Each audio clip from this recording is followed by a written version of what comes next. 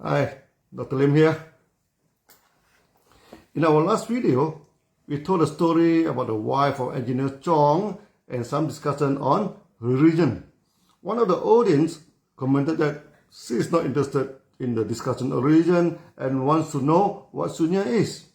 In this video and coming views, we are telling the experiences of the Sunyati. We may not cover the theory of Sunya. So if you are interested in the practice and want to know what Sunya is, please go to the video playlist in the channel and check on Sunya Talk.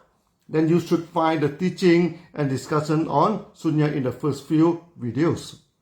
In Sunya, we actually not interested in discussing religions. But there are always some uninformed religious groups who attack the practice of Sunya.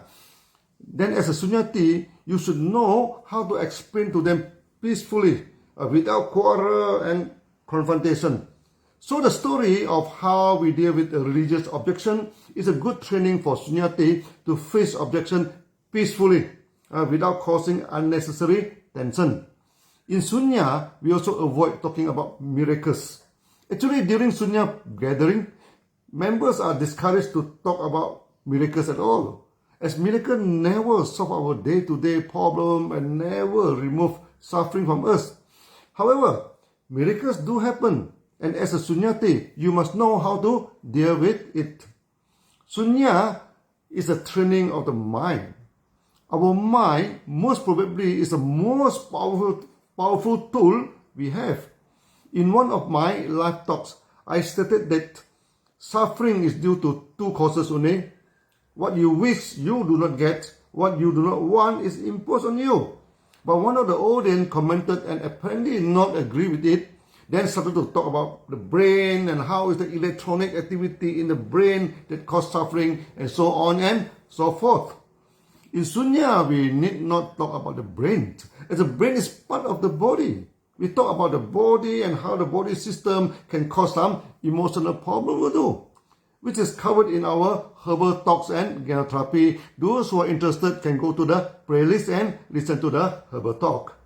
Mind is powerful and not limited to your brain activities. In many instances, we found that the mind of the Sunyati can project at a distance far away. They can see and feel the environment that is far away.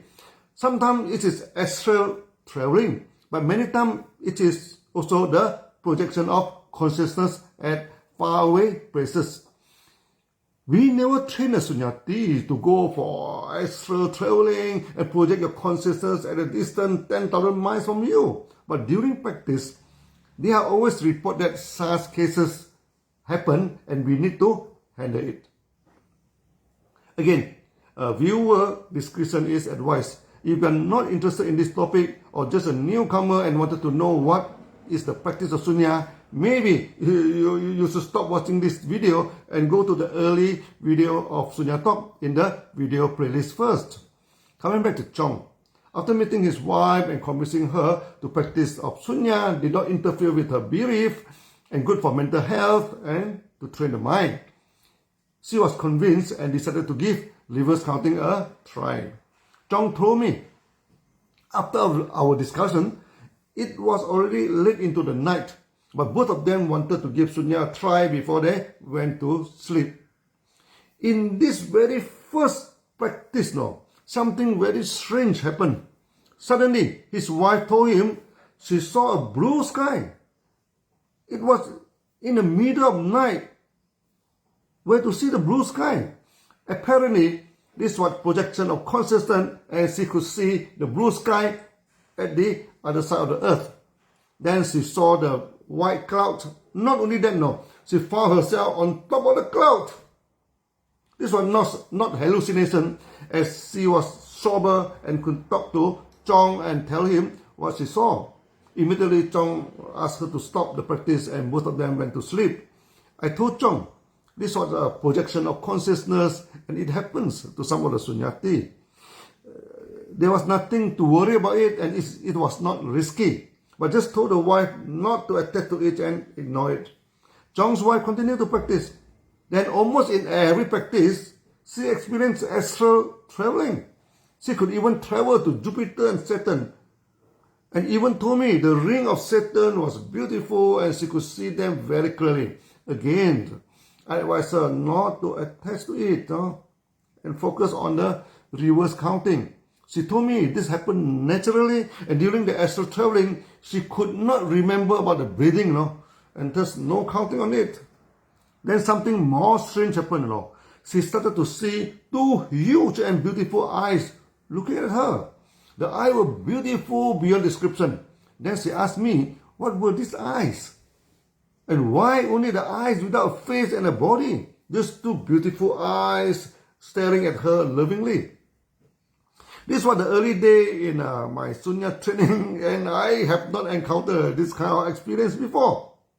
Then I decided to seek the help of one forest meditator who later became a monk. He came from Thailand and meditated in the forest in the northern Malaysia and finally stayed at a huge cave in Perlis, the northern state of Malaysia and border with Thailand. He was well known for his ability to communicate with angels and spirits. In future, I could tell you more about him. So Chong, his wife, me, and together with my wife, went to see the forest meditator. He asked Chong's wife to sit in meditation and analyze her. It was amazing, He did not meditate, with his eyes open and standing beside Chong's wife and started to see what she saw. She asked her, now you see blue sky? She said yes. And those beautiful clouds? She said yes again. She was practicing Sunya with her eyes closed but totally sober and could talk to the meditator. Finally, the monk said, now you see two beautiful bluish eyes as big as the basketballs? Chong's wife answered excitedly, yes, I see it, so big and so beautiful. The monk asked her to stop meditation and she opened her eyes and of course back to the earth again. The monk told her the eye she saw is the eye of the dragon, which was her grandpa, who has turned into a dragon and come to visit her. Chong's wife told the monk she was very close to her grandpa. She was a Taoist and in charge of many religious ceremonies, and before she passed away peacefully. The monk said her grandpa always visited her and wished to protect her. But before that, she could not see and communicate as her consciousness is not high enough. Now with Sunya, her mind became clear and could see her grandpa in a dragon form. She asked why only seeing the eyes? Where was the body? The monk laughed and said, dragons in the Deva world, only those with deep mental power and high in consciousness can see them in full. The monk could see him in full and communicate with the dragon. And he told the monk she always came to his granddaughter and make sure no spirit could come and harm her. We always told the Sunyati, you need not worry about the evil spirit or Satan coming to disturb you during Sunya practice. Buddha has said the practice of Sunya is so strong that if any spirit comes with evil mind to harm, its head will be broken into 7 pieces. Over the years, some Sunyati did see the protective angel and etc. guarding the meditation breaks. During the past 50 years of my experience, I never saw anyone possessed by evil spirit during the Sunya practice, but the reverse is true. The evil spirit is chased away without any exorcism. Many exorcisms you see in YouTube are fake drama. We have seen many removal of evil spirits peacefully and never seen any of those which are so violent and scary, like in the YouTube, more like the Hollywood horror movie than a real sin. I do not want to discuss on this before all of you run away, In Southeast Asia, many people are worried about black magic and always ask us to perform exorcism. We never perform exorcism, and this is not encouraged in Sunya practice.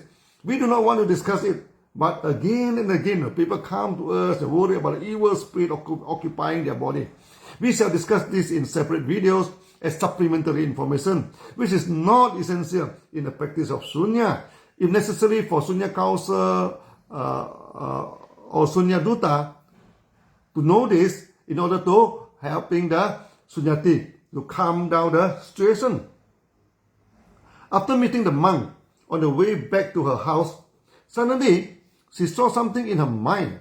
Then our common friend Siow has come to her house and found that Chong was not around.